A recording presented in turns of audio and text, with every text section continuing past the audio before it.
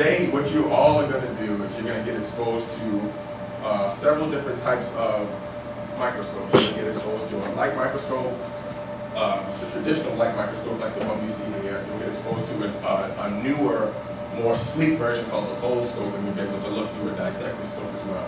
Now, the first light microscope was invented in the late 1500s, and what it really was literally just a piece of glass that was ground in the ground so that it was able to make anything you looked at a little bit bigger. And back then, the light microscopes had a capacity to make something about 300 times larger. These microscopes still only go up to about 400 times magnification.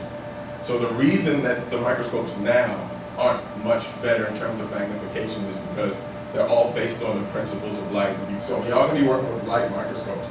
So these are the key components that you're gonna need to know about. When you're looking through a microscope, you're gonna look through the ocular, which is also known as the eyepiece. The light comes up through these objectives, which comes through the specimen, which is on the stage. And when you're trying to focus with your microscopes, you're going to have a coarse adjustment knob and then a fine adjustment knob. The coarse adjustment knob makes really big movements so that you can focus really quickly, whereas the fine one does it very slowly. So once you get close and you're almost focused, you use the fine one to get extremely focused so you can see very clearly.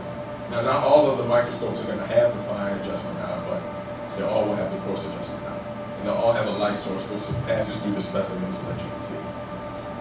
And if you do have to move the microscope, the way that you carry it is you grab the arm and you grab the base. If you have to move it, you may want to move them around depending on where you sit. Now this is the foldscope. This is a paper microscope. Literally, it costs about $1 to make. It costs $1.50 to make. It was made by scientists out in Stanford. And it comes in a little pouch and you just fold it and put it together. Now this microscope has a magnification of about 140 times. It's not nearly as powerful as the traditional light microscope, but it's still going to allow you to see some really cool things. Now the dissecting scope is a little bit different, I think a little bit better than using a microscope. So it has a lower magnification where you can see about somewhere between about 80 times larger than normal. But the thing about the dissecting scope is it has two eyepieces, so that means you can see in 3D.